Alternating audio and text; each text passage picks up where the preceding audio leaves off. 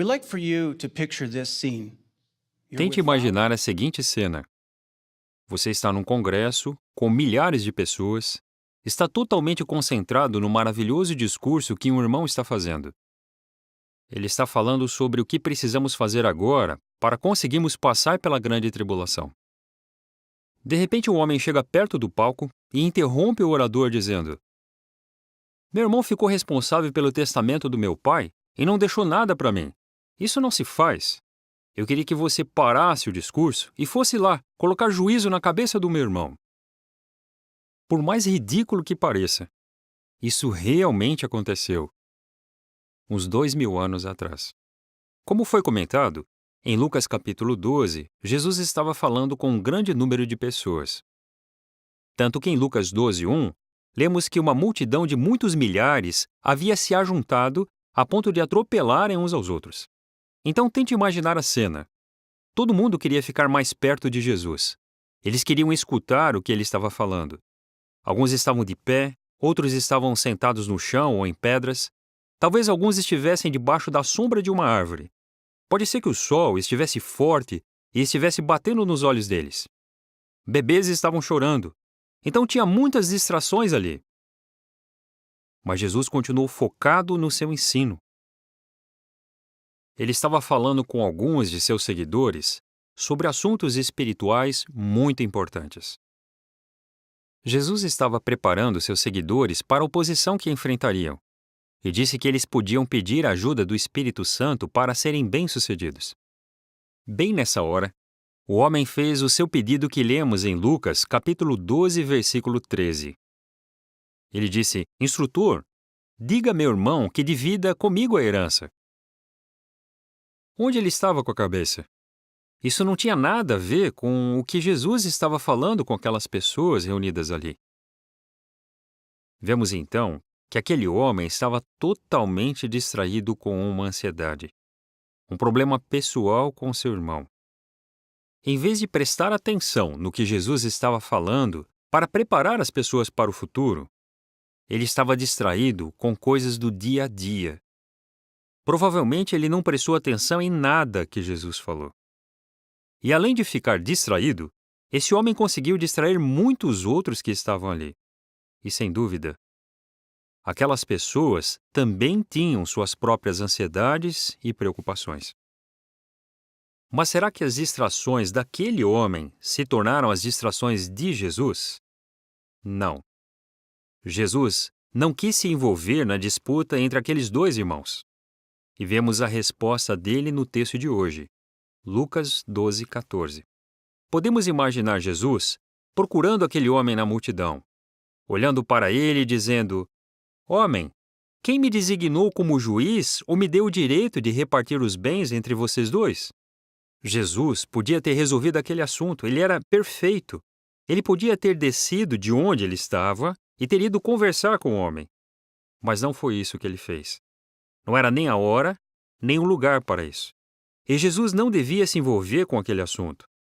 Jesus não permitiu que aquele homem tirasse o seu foco dos assuntos espirituais e do objetivo dele ter vindo à Terra. Que objetivo? João 3,17 diz: Pois Deus não enviou seu Filho ao mundo para que ele julgasse o mundo, mas para que o mundo fosse salvo por meio dele. Jesus sabia que aquela era a hora e o lugar para dar instruções para seus seguidores, prepará-los para o futuro, voltar a atenção deles para Jeová e para o reino. Jesus também sabia que nós somos imperfeitos e nos distraímos com facilidade. Por isso, ele falou em Lucas 12:15 o que precisamos fazer. Jesus disse para todos os que estavam reunidos ali: Mantenham os olhos abertos e resguardem-se de todo tipo de ganância, ou como diz a nota, cobiça, porque mesmo quando alguém tem abundância, sua vida não vem das coisas que possui. O que Jesus estava querendo dizer? Que mesmo tendo ansiedades e distrações, eles precisavam manter o foco. Eles precisavam manter o foco no futuro e em como poderiam agradar a Jeová. Jesus também avisou do perigo de ansiedades virarem distrações. Veja o versículo 29 do capítulo 12. Jesus disse: Parem de procurar ou se concentrar no que comer e no que beber, e parem de ficar excessivamente preocupados. E no versículo 30, Jesus falou que as pessoas costumam ir atrás dessas coisas, mas ele disse: parem de procurar essas coisas, parem de se preocupar com isso. E ficar preocupado é ficar ansioso. Jesus falou bastante sobre isso nesse capítulo e em outras ocasiões que ensinou às pessoas. O que a palavra ansioso significa? O verbo grego traduzido estar ansioso significa ter a mente distraída. E de onde vem a palavra distrair? É interessante notar que a palavra em inglês para distrair vem do latim tractus, que significa ser puxado ou arrastado. Então a palavra distrair significa puxar a atenção de alguém de alguma coisa. E a palavra atrair significa ser levado em direção de alguma coisa. Isso é algo que acontece todos os dias da nossa vida. Nós podemos ter a nossa atenção atraída para alguma coisa ou distraída de alguma coisa. E as distrações podem ser de várias formas e tamanhos. Essa figura aqui pode nos ajudar a entender que as distrações podem mesmo ser de formas e tamanhos diferentes. Mas de onde vêm as distrações? Nós sabemos que algumas vezes elas podem vir de fora e outras vezes de dentro de nós. Nós mesmos podemos ser a causa de algumas de nossas ansiedades e distrações. Mas se não estivermos atentos, o que pode acontecer? Elas passam a ser o nosso foco. Nós não vamos conseguir ver além delas. Então, precisamos estar sempre atentos para continuarmos a servir a Jeová. Realmente, nossas distrações podem ter várias formas e tamanhos. Pode ser a nossa saúde, ou a do nosso marido ou esposa, ou pode ser a idade dos nossos pais. Talvez seja a perda de alguém querido, ou como vamos sustentar nossa família. Pode ser as responsabilidades e designações que temos, ou pode ser a nossa vontade de ter mais responsabilidades. Às vezes, vemos outros irmãos ganhando os privilégios que nós gostaríamos de ter. Todas essas coisas podem se tornar o nosso foco e nos distrair do serviço a Jeová. Mas é importante lembrar que tem algo que podemos fazer quando ficamos distraídos com nossas ansiedades.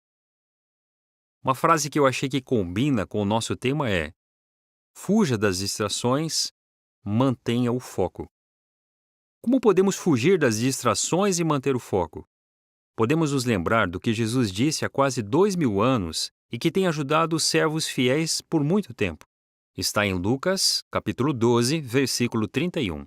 Jesus disse: continuem a buscar ou focar no reino, e essas coisas lhes serão acrescentadas. E aí no versículo 34 ele fala: pois onde estiver o seu tesouro, ali estará também o seu coração.